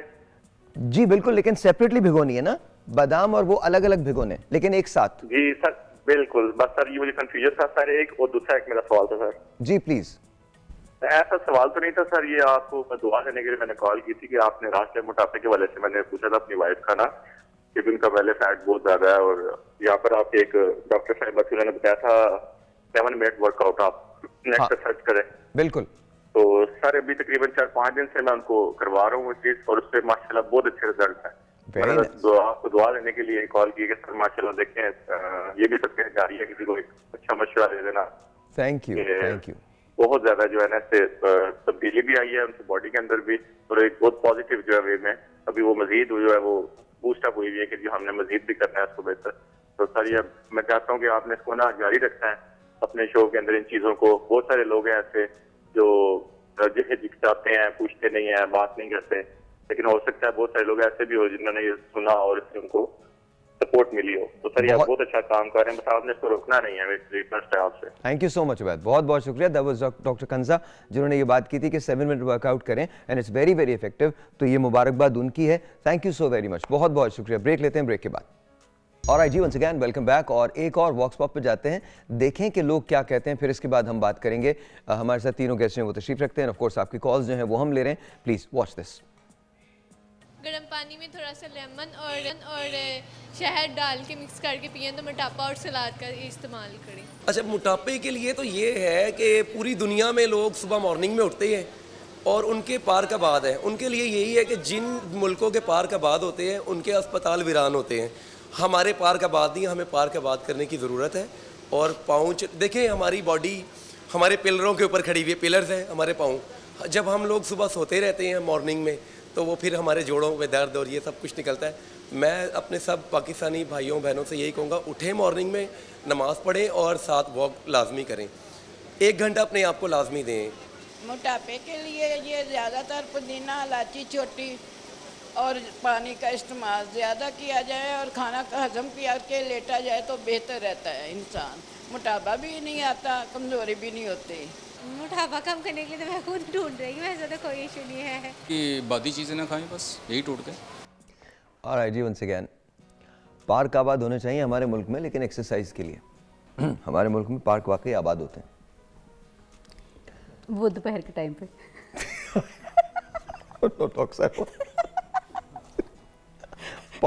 कॉलेज की छुट्टी पार्क एक्सरसाइज के लिए आबाद होने चाहिए, बिल्कुल ठीक है, तब अस्पताल वीरान होंगे, वरना हमारे यहाँ तो सुबह से मोहब्बत शुरू हो जाती है। आई डोंट नो व्हाई, मुझे बहुत मोहब्बत बांटते हैं हम, और करते क्या है मुझे समझ में नहीं आता why is everyone ready to be in love. I have no idea. I mean I understand that you have this need to be approved. खैर मैंने जाने दें, अब बात मोटापे की हो रही तो हम उस पर चलते हैं।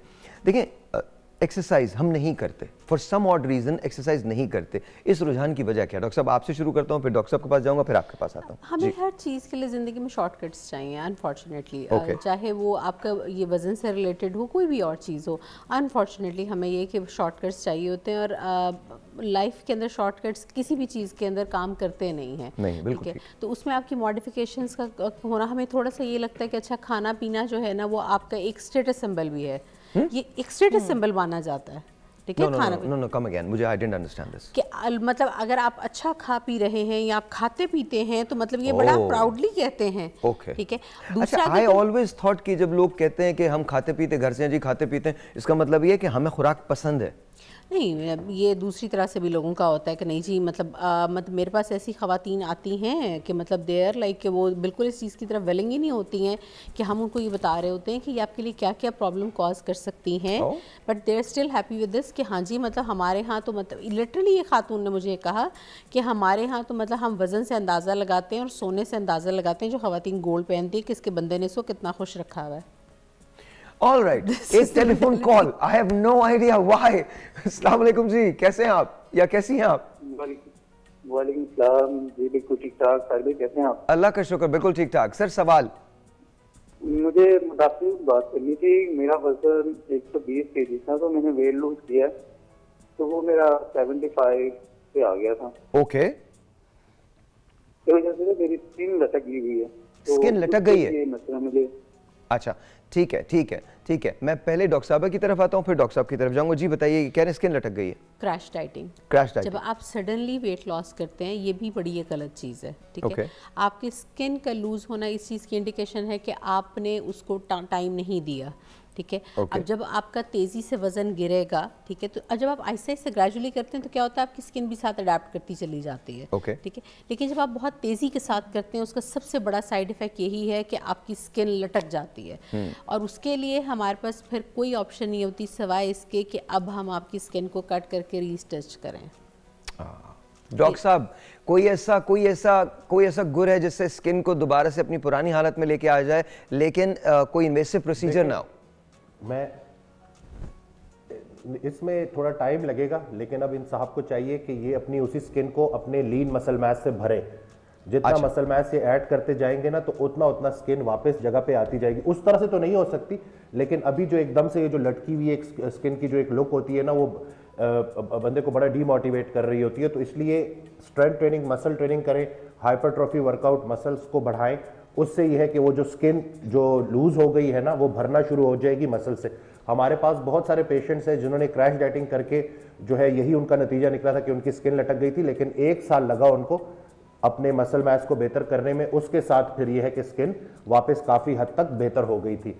उस तरह से बिल्कुल नहीं हो सकती जैसे पहले थी, लेकिन काफी बेहतर हो जाएगी। अच्छा डॉक्टर साहब, कुछ ऐसे लोग होते हैं जो उसके बाद अगर जी सर, डॉक्टर साहब कुछ ऐसे लोग होते हैं जो ये कहते हैं कि जी मैंने डाइटिंग की है, अब मेरे चेहरे पे एजिंग आ गई है, मेरे बाल जो हैं वो गिर रहे हैं, मेरे बालों पे बड़ा प्रॉब्लम आया है, तो उनको क्या करना चाहिए? क्या डाइटिंग छोड़ देनी चाहिए? क्योंकि अक्सर औकात डाइट तो करते हैं लोग, लेकिन बाल आपके मुतासर होते हैं, आपकी स्किन मुतासर होती है और सैगिंग आ जाती है। देखिए, इसीलिए जो ये माइक्रोन्यूट्रिएंट एडजस्टमेंट की हम बात करते हैं ना, कि विटामिन्स का पूरा होना, vitamin D, vitamin B12, fish oil, magnesium, biotin, ये जब सारी चीजें साथ नहीं लेके चलेंगे तो उसका नतीजा यही निकलेगा। क्रैश डाइटिंग से जो है आपका वजन तो नीचे आ जाता है, लेकिन जिस्म कमजोरी का शिकार हो जाता है। ठीक है, कैलोरीज तो चलो कार्बोहाइड्रेट, प्रोटीन, फैट से मिलती है, लेकिन वो जो माइक्रोन्यूट्रिएंट जो हमारे काफी सारे मेटाबॉलिक पाथवेज है उसमें रिक्वायर्ड होते हैं, उनको तो पूरा करना है ना। तो अभी भी कोई देर नहीं हुई, अभी प्रॉपर विटामिन साथ लेना शुरू करें, किसी प्रोफेशनल के पास जाएं, वो आपकी प्रॉपर जो है सप्लीमेंट्स एडजस्ट कर देगा, टारगेटेड विटामिन्स होंगे, उससे इंशाल्लाह आपको काफी फायदा होगा। अच्छा, कल मैं एक बड़ी ज़बरदस्त रिसर्च पढ़ रहा था जिसमें लिखा था कि बहुत सारे लोग इंटरमिटेंट फास्टिंग की तरफ जाते हैं, लेकिन जो बेस्ट डाइट है बेसिकली वो डाइट है जो कोई डाइट नहीं है। आप सिर्फ पोर्शन कंट्रोल करें, खाएं आप सब कुछ। बिल्कुल के साथ ये सब कुछ हो रहा है, जैसे आपने कहा कि चेहरे से रौनक जा रही है। आपने जो जी डॉक्टर साहब, जी बोलिए, जी बोलिए डॉक्टर साहब। जी मैं ये कह रहा हूँ कि आपको सिर्फ पता चल जाए ना कि आपने खाना क्या है, उसमें पोर्शन कार्बोहाइड्रेट का कितना होगा, प्रोटीन का कितना होगा, फैट का कितना होगा। एक सबसे बड़ा मसला जो हमारी सोसाइटी का है, जो हमारे लोगों का है, कि हम प्रोटीन इंटेक हमारा बहुत लो है। मैंने एक स्टैंडर्ड पाकिस्तानी डाइट को जब देखा, उसको कैलकुलेट किया, तो वो प्रोटीन इंटेक जो 30% होना चाहिए या उससे ज्यादा होना चाहिए, वो किसी का 10% है, किसी का 15% है, यानी कि बहुत लो है। तो पोर्शन कंट्रोल में भी आपने देखना है कि एक अच्छा सोर्स है, कंप्लीट सोर्स ऑफ प्रोटीन है, हेल्दी कुदरती फैट्स हैं, इसी तरह से कॉम्प्लेक्स कार्बोहाइड्रेट्स हैं। उसको जब आप साथ लेके चलेंगे तो उसमें आपको सबसे बेहतरीन रिजल्ट्स मिलेंगे। जी डॉक्टर साहब, देखिए, जिस तरह आपने कहा कि स्किन अब आपकी लटक रही है, जिस तरह अक्सर लोग ये कहते हैं कि जिस स्किन पे एजिंग आ रही है, बाल गिर रहे हैं या स्किन लूज हो रही है, ये इंडिकेशन है कि आप जो कुछ कर रहे हैं वो गलत कर रहे हैं। गलत कर, बिल्कुल ठीक है। क्योंकि अगर आपके बाल तभी गिरेंगे कि अब आपकी बॉडी को चाहिए था, आपने वो भी गंवाना शुरू कर दिया। ठीक है, क्रैश डाइटिंग के मैं सख्त खिलाफ हूँ। ठीक है, आपको पहली बात ये है कि ये कोई तरीका नहीं है कि आप हर चीज़ बंद करके बैठ जाएं। हमारे यहाँ सबसे बड़ा प्रॉब्लम क्या होता है कि लोग कोई फंक्शन से पहले, ठीक है, अब वो ये सोचते हैं कि जी अब हमने इतना कम करना है। फंक्शन मीनिंग मतलब कोई इवेंट आ रहा है, ठीक है जी, अब कोई शादी आ रही है, ठीक है, अब कोई हमारी कोई गैदरिंग आ रही है, अब जी हमारे पास 2 महीने 3 महीने उसमें टारगेट बनाया और अब लगे हुए हैं दबा के, उसमें डाइटिंग हो रही है, उसमें बिल्कुल पूरा दिन कुछ नहीं खाया जा रहा, यहाँ से फ्रूट्स खाए जा रहे हैं। देखिए, फ्रूट्स बिल्कुल खाने चाहिए, लेकिन फ्रूट्स भी आपका सब कुछ पूरा नहीं करेंगे। ठीक है, आपकी रिप्लेसमेंट वो नहीं है, वो एग्स जो आपकी रिप्लेसमेंट उसकी नहीं हो सकती है, मीट की रिप्लेसमेंट नहीं हो सकती है। हाँ, मीट आपने खाना कैसे है ये बहुत ज़रूरी है। आपने ग्रिड लेना है, ठीक है, आपने फ़िश बिल्कुल खानी है, लेकिन उसको तल के या वो जो री फ्राई हो के जो है वो चीज़ आपने नहीं खानी है। ठीक है, बेक्ड खाएं, स्टीम्ड खाएं, ग्रिल्ड खाएं। ठीक है, उसमें जिस तरह आप खुराक की बात कर रहे थे कि पुराने वक्तों के अंदर, अब उसके अंदर 2 चीज़ें थी। यस, खुराक उस वक्त बहुत खालिस और बहुत नेचर के करीब खुराक थी। ठीक है, दही घरों में जमा करते थे और उसके अलावा आपके पास ज़ाहिर एक खालिस सोर्स होता था, और जो घी भी आप ले रहे होते थे वो भी आपके पास एक खालिस सोर्स से आ रहे। प्लस ये कि आप ये देखें कि मशीनों ने अगर हमारी ज़िंदगी आसान की तो साथ तबाह की है। ऑफ कोर्स मुश्किल भी। ठीक है, अब वो ख़वातीन जो पहले हाथों से कपड़े धोया करती थी, ठीक है, अब वो अगर नहीं भी एक्सरसाइज करना चाह रही हैं तो उनकी एक्सरसाइज हो रही है। ठीक है, लेकिन अब ऑटोमेटिक मशीन में कपड़े जा रहे हैं, वो ड्राई होके निकल रहे हैं। इवन फॉर दैट मैटर मर्द भी, आप पहले चला करते थे, बहुत चला करते थे, अब साइकिल, या ऑफ कोर्स। मैंने एक वक्त में अपने मतलब बड़ों में देखा है कि वो इतनी दूर के सफर के लिए वो साइकिल यूज किया करते थे। अच्छा, जब मैं वापस आता हूँ तो हम इस लाइफस्टाइल की बात करते हैं, ट्री लाइफस्टाइल होता है, इसकी बात करता हूँ और आपसे शुरू करूंगा भरोसा। आप बताइएगा कि अगर हम लाइफस्टाइल में चेंज करें तो कौन सी लाइफस्टाइल मॉडिफिकेशन होनी चाहिए, कितनी होनी चाहिए और उससे हमें फवायद क्या मिलेंगे। तो आप देख लीजिएगा, हमने आज सारी बात, पूरा फोकस जो मोटापे पे, ये बात याद रखिएगा कि आप कुछ भी खाएं, पोर्शन के अंदर खाएं, ये आपकी बेस्ट डाइट है।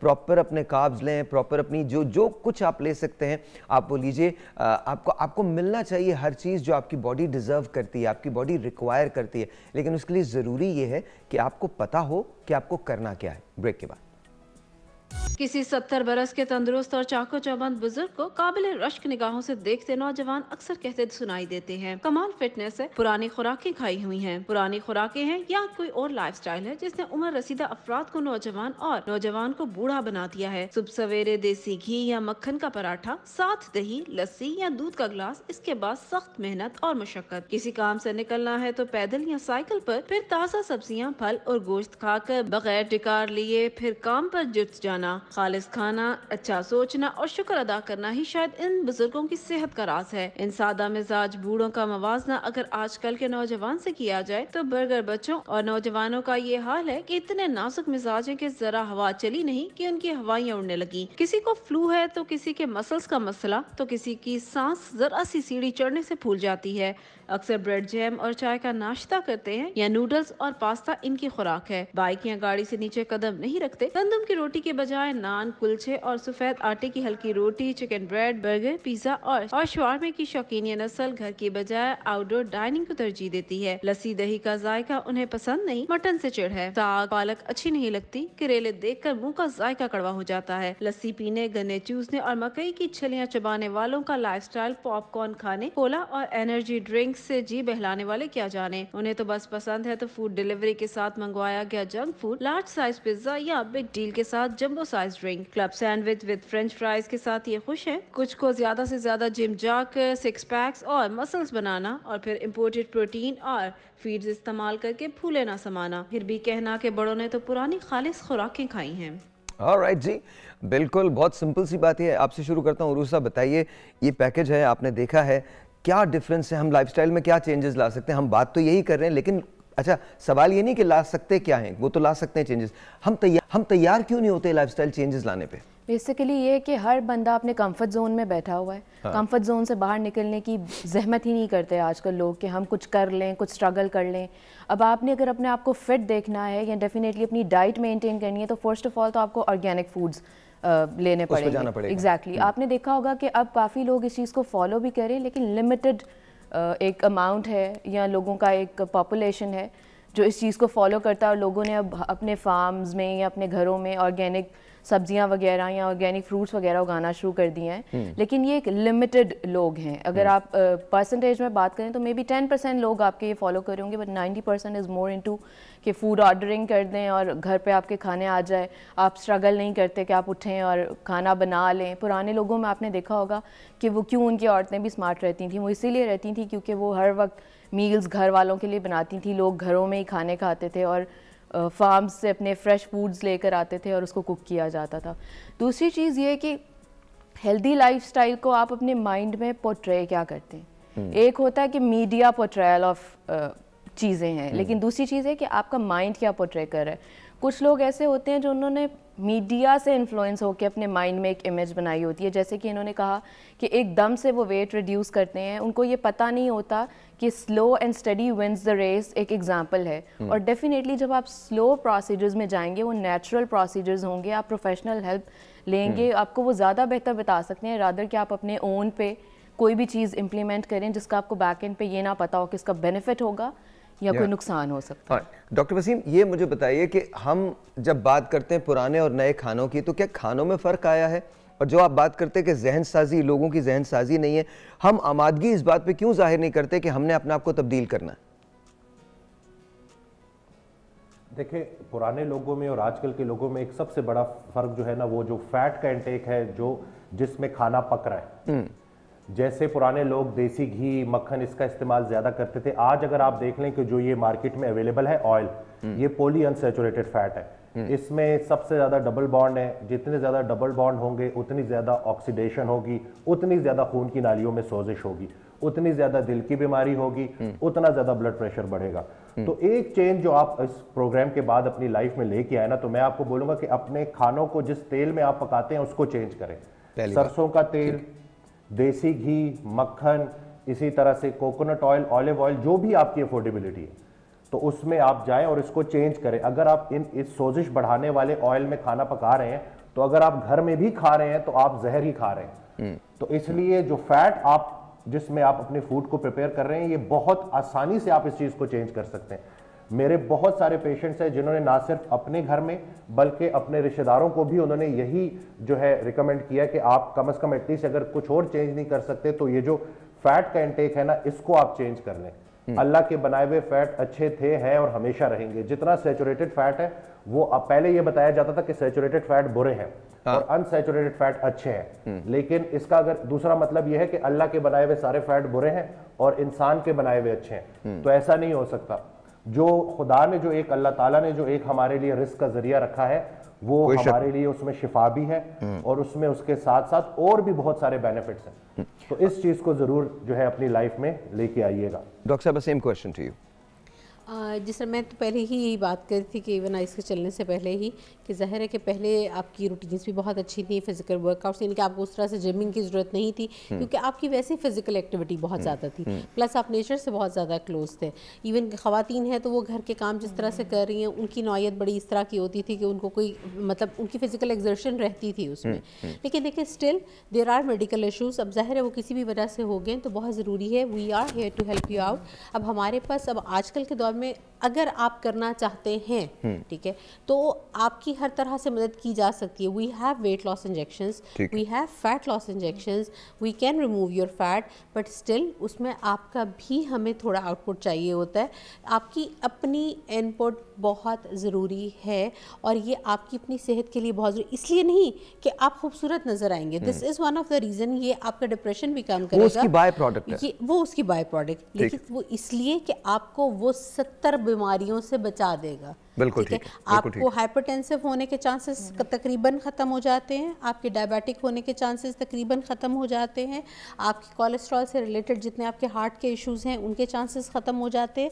तो आपने मोटापा इसलिए ख़त्म करना है कि आप बीमारियों से बच सकें, ठीक है। आपने अगर बाद में ये दवाइयाँ 10 खानी हैं और आप लेकिन बचना चाहते हैं इस सब से, तो बेहतर है कि ये वो वक्त है आपको जब भी रियलाइज़ हो जाता है, it's never too late, it's never too late. मैं आपसे अपनी एक बात शेयर करता हूँ कि I have gone through an episode of something very serious, और वो एक ऐसी टिकिंग क्लॉक थी मेरे लिए, एक ऐसी रूड अवेकनिंग थी कि मुझे डिसाइड करना पड़ा कि अब मुझे क्या अपने लाइफस्टाइल में चेंजेस करनी है।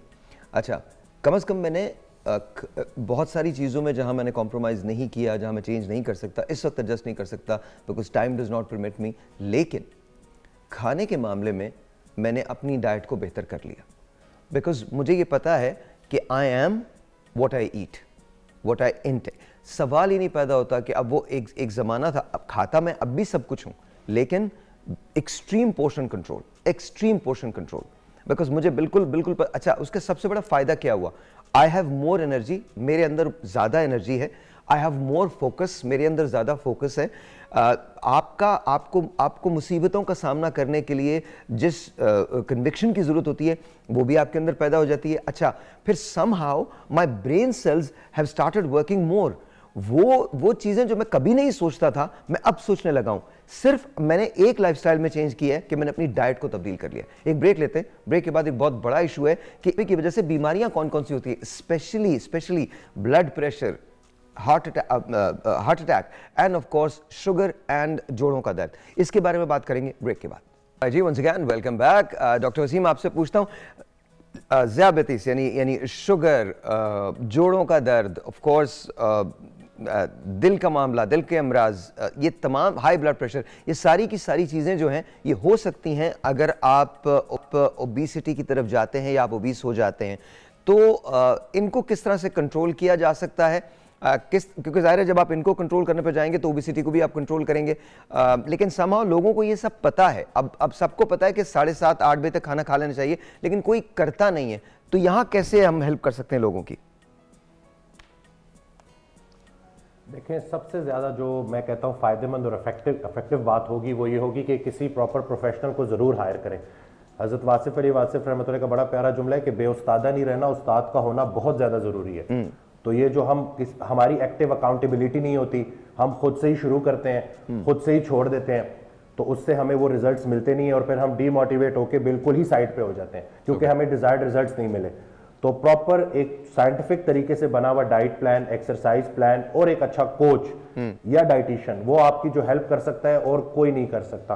तो इसलिए जहां बाकी जगहों पे आपको एक प्रॉपर मेंटोर की, कोच की जरूरत होती है, तो वहां पे लाइफस्टाइल मॉडिफिकेशन की भी जब हम बात करते हैं, याद रहे कि मोटापा जो है ना, ये इन सब बीमारियों की वजह है। शुगर भी होगी, इसी तरह से 70% हार्ट अटैक इंसुलिन रेजिस्टेंस की वजह से होते हैं, वो भी मोटापे की वजह से बढ़ती है। इसी तरह से जो जॉइंट ऑस्टियोआर्थराइटिस, अब पहले जो मसले बुढ़ापे में आते थे अब वो बहुत यंग एज में आना शुरू हो गए। मेरे पास 30-35 साल के नौजवान आ रहे हैं और उनको जो है चलना फिरना मुहाल हुआ है, कुर्सी पर नमाज पढ़ रहे हैं। तो इसका मतलब है कि हम बहुत मेजर गलती कर रहे हैं अपनी डाइट को ठीक ना करके और अपनी लाइफ में एक्सरसाइज को ना लाके। अल्लाह ताला ने जो मसल्स दिए हैं ना, वो फुल रेंज ऑफ मोशन पे काम करते हैं। उठक बैठक हो गए, दंड हो गए, इसी तरह से जितने मसल्स हैं ना, जब तक वो सारे के सारे फुल रेंज ऑफ मोशन पे एक्टिव नहीं होंगे, आपके मसल्स कमजोर हो जाएंगे। और याद रहे कि मस्कुलोस्केलेटल सिस्टम यानी कि जो हमारी बोन्स है ना, उसको सपोर्ट करते हैं मसल्स, तो ये अलग-अलग नहीं है। तो हम जब प्रॉपर स्ट्रेंथ ट्रेनिंग करेंगे, सही डाइट लेंगे, इंटरमिटेंट फास्टिंग की भी हेल्प ली जा सकती है, पोर्शन कंट्रोल की तरफ भी जाया जा सकता है। रास्ते बहुत सारे हैं, लेकिन जब एक रास्ते का इंतखाब कर लिया तो उसी पे इस्तेकामत के साथ चलें और इंतजार करें, अमल करें और इंतजार करें और देखें कि कितने बेहतरीन रिजल्ट्स आते हैं। डॉक्टर साहब जी देखिए, इसमें बीमारियां जिस तरह मैं पहले भी जिक्र कर रही थी कि तकरीबन आपकी जितनी 90% के करीब जितनी भी बीमारियां हैं उन सब के पीछे मोटापा लाजमी होता है। बच्चियों में इस वक्त बहुत ज़्यादा कॉमन है हमें, क्योंकि ज़्यादा बच्चों के साथ अभी इस एज में लाइक मैं 13 ईयर की एज में जिस तरह बच्चों में ओबेसिटी देख रही हूँ और उनमें जो मसाइल देख रही हूँ वो मुझे लगता है कि आज से 5 से 6 साल पहले शायद मैं नहीं देख रही थी। मतलब PCOS होना इतनी छोटी उम्र की बच्चियों में, जिसे हम ओवरीज का बेसिकली इशू कहते हैं, उसकी वजह से बहुत सारे मसाइल जन्म लेते हैं और फिर उसमें आपके वेट लॉस करना भी मुश्किल हो जाता है। हार्मोन्स के इशू के अलावा जिस तरह वही बात है कि डायबिटीज़ एक बहुत कॉमन है, आपकी फैमिली के अंदर भी रन कर रही है और प्लस आपको मोटापा है, तो ये 100% चांसेस है कि वो आप में होंगे। लेकिन अगर आप अपनी मॉडिफिकेशंस कर लेते हैं, आप अपनी लाइफ में थोड़े एक्टिव हो जाते हैं, चेंज कर लेते हैं, या आप किसी की डॉक्टर की हेल्प ले लेते हैं, न्यूट्रिशनिस्ट की हेल्प ले लेते हैं, आप प्रॉपर ट्रेनर हायर कर लेते हैं, आप कुछ भी करते हैं तो। और दूसरी बात ये कि आप उसको ये फोर्स नहीं करते हैं कि जी मेरे पास 2 महीने का टारगेट है, नहीं। आपने टारगेट ये बनाना है कि आपने अपनी सेहत पे काम करना है, एंड इट्स नॉट लाइक कि जी आपने ये सिर्फ 2 महीने के लिए करना है, आपने ये सारी ज़िंदगी के लिए करना है, क्योंकि आपने सारी ज़िंदगी इस तरह के मसाइल से बेसिकली आपका लाइफस्टाइल चेंज है, आपने उसको चेंज करना है in order for you to be fit. एक telephone call, let's see who this is online. अस्सलाम वालेकुम। वालेकुम अस्सलाम। जी आपका नाम? मेरा नाम सानिया। जी सानिया, कहिए। अच्छा, मुझे ना PCOS है और PCOS की वजह से वेट गेन इंक्रीज होता जा रहा है और क्या नाम लेते हैं, क्रेविंग्स जो हैं दे नेवर स्टॉप। स्पेशली मीठे की जो क्रेविंग है, इट इज ऑलवेज देयर। कुछ खा के, कुछ नमकीन खा के, इट्स ऑलवेज कि मुझे कुछ ना कुछ मीठा खाना है। तो वेट गेन हो जा रहा है, तो इसके बारे में अगर कुछ बता सकें। ऑलराइट सानिया। डॉक्टर साहब जिस तरह मैंने आपको बताया पहले, अभी हम बात एग्जैक्टली कर ही रहे थे। You can talk to her if you want. कोई सवाल? आपने अभी तक इसके लिए क्या कोशिश की है? लाइक कोई मेडिकेशन क्या आपने यूज़ की है, आप उसको ट्रीट कर रही हैं? PCOS साशे लेती थी और उसके अलावा मैंने कीटो भी किया हुआ है, उसके अलावा मैंने लो कार्ब डाइट भी की हुई है, but somehow it come back to the same way. आप वर्कआउट करती हैं? वर्कआउट नहीं, I am a bit lazy, तो वर्कआउट नहीं होता। अच्छा ठीक है। अच्छा, उसमें अब देखिए जो इम्पोर्टेंट चीज़ ये है कि वर्कआउट आप हिले बगैर तो सवाल ही पैदा नहीं होता। ठीक है। और दूसरी चीज़ ये है कि जब PCOS होता है तो उसके साथ इंसुलिन रेजिस्टेंस बड़ी कॉमन होती है, तो ऐसे पेशेंट्स के अंदर हम बेसिकली ऐसी मेडिसिन देते हैं जो आपको उस चीज़ के अंदर हेल्प आउट करती हैं, लेकिन स्टिल वो तब आपको मेडिसिन भी तभी काम करेगी, हिलना आपको फिर भी पड़ना है। अब आपकी जगह मैं एक्सरसाइज नहीं कर सकती है, मैं घर आके आपके हाथ बाजू नहीं हिला सकती, आपको खुद से उठ के चलना पड़ेगा। ठीक है, आपको एक्सरसाइज करनी पड़ेगी, चाहे आप वो किसी भी सूरत में करें। आप जिम नहीं जा सकते, लोगों के पास एक बड़ा बहाना होता है कि जी हम जिम अफोर्ड नहीं कर सकते या हम जिम नहीं कर सकते। देयर आर मैनी वर्कआउट्स, हर बंदा अब नेट खोल के बैठा होता है, बहुत सारे वर्कआउट्स ऐसे हैं जो आप घर पे आप कर सकते हैं, बहुत आराम से कर सकते हैं, बहुत आराम से कर सकते हैं। अब तो एब्स की एक्सरसाइजेज हैं, बाजुओं की एक्सरसाइजेज हैं, चेस्ट की एक्सरसाइजेज हैं, लेग्स की एक्सरसाइज हैं। आई मीन मैं आपको बता रहा हूँ कि आप करना चाहें सब कुछ कर सकते हैं, ये सिर्फ they are all lame excuses. तो आप इनको क्या मशवरा देंगी सानिया को? मेरा सबसे जो इनको मशवरा यही है कि आप डॉक्टर को चेक करवाएं, क्योंकि ये बहुत ज़रूरी है कि इसका अर्ली आपके जितनी जल्दी है इसको आप रूल आउट करेंगी, क्योंकि आपको मेडिसिन की ज़रूरत होती है, लेकिन प्लस साथ वर्कआउट शुरू करें। सवाल ही पैदा नहीं होता कि वर्कआउट आप डाइटिंग कर लें, जितनी मर्जी कर लें, मैं आपको लिख के दे रही हूँ, आपके वजन में कोई फ़र्क नहीं पड़ेगा और जितना बढ़ता जाएगा उतना रेजिस्टेंट होता जाएगा। अच्छा, ये बताइएगा उर्सा कि बच्चों के अंदर जो ओबेसिटी है अब वो बढ़ती जा रही है, तो उसकी वजह से क्या वो किसी साइकोलॉजिकल प्रॉब्लम का शिकार होते हैं? बिल्कुल होते हैं। बच्चों को बेसिकली बचपन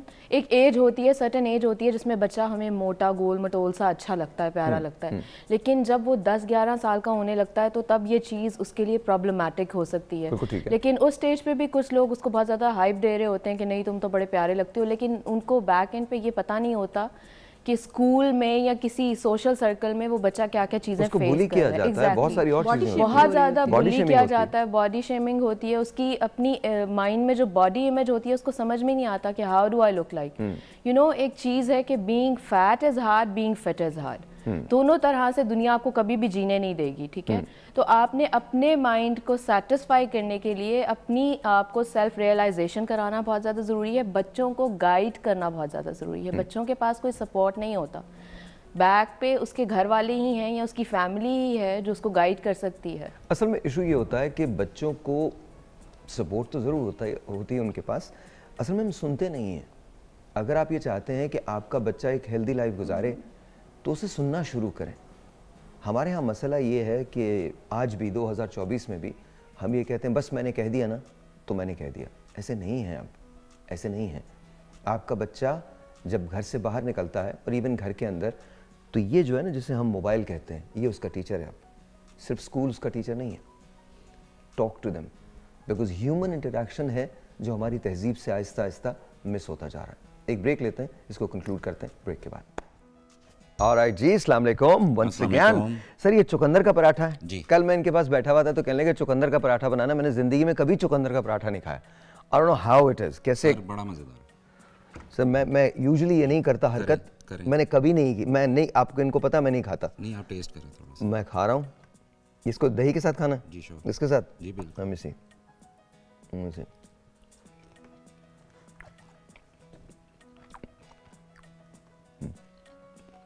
बहुत अच्छा, जेन्युइनली बहुत अच्छा, थैंक यू। जेन्युइनली बहुत अच्छा है, बहुत ज़बरदस्त है। क्या डालता है इसमें? इसमें सर चुकंदर है, उसको पहले बॉईल करके, वाकई बहुत अच्छा, it's really good, very good. Boil करके उसका बड़ा उसको निचोड़ा जाता है पहले ताकि उसका पानी निकल आए। फिर उस पानी में ना थोड़ा सा फ्लोर डाल के उसको गूंदा जाता है, आटा बनाया जाता है। बहुत अच्छा। फिर उसके बाद उसको आलू मैश करके, जो भी आपने प्याज, इसमें चुकंदर भी है, आलू भी है। आलू भी हैं, इसके अंदर फिलिंग है। Very nice. थोड़ी सी फिलिंग उसके अंदर है ताकि ये टेस्ट डेवलप हो सके। लाइक आई सेड कि अगर आपको अच्छा खाना खाना है तो फिर मार्फा जाना है। थैंक यू वेरी मच, बहुत बहुत शुक्रिया, बहुत बहुत शुक्रिया। मैं ले जाऊँ? श्योर। उन लोगों को तो खिला दूँ ना, वो लोग मुझे इस नज़र से देख रहे हैं कि खुदा का वास्ता, मतलब तुम खुद ही इस ट्राई कर सकती हैं प्योर। अच्छा आप? मैं अल्लाह की दे में तो कोई इनकार नहीं करती। अच्छा ठीक है, लेकिन टेस्ट करने के लिए इतना काफी। अच्छा थैंक यू जी, बहुत बहुत शुक्रिया। You guys are welcome to try this because it's really good. Doctor साहब final thoughts, doctor Waseem final thoughts, time नहीं है बस, आप क्या कहना चाहेंगे? बहुत ज़बरदस्त। बस जी आखिरी बात जो मैं यही करूँगा ना कि अपनी हेल्थ को जो है ना वो प्रायोरिटाइज करें। दुनिया का सबसे अमीर इंसान वो है जिसके पास सेहत है और सुकून कल्ब है। तो इस सेहत को पाने के लिए कोशिश करनी होगी। अल्लाह भी उनकी मदद करता है जो अपनी मदद आप करते हैं। तो अभी ये जो अल्लाह ने आपके ऊपर जिम्मेदारी डाली है ना, आपको जो एक वजूद दिया है, तो इसकी मेंटेनेंस आपने खुद करनी है। और जिस्म की जो खुराक है, जो रिक्वायरमेंट है, वो सही खुराक है और वर्जिश है। जो इंसान अच्छा खाता है, वर्जिश करता है, वो गैर ज़रूरी अद्वियात से दूर रहता है। तो फैसला आपके हाथ में है कि क्या सारी ज़िंदगी दवाइयाँ खानी है और खाते रहनी है, या फिर अच्छी खुराक और वर्जिश के ज़रिए एक बेहतरीन ज़िंदगी गुजारनी है। सेहत से बड़ी कोई नेमत नहीं है।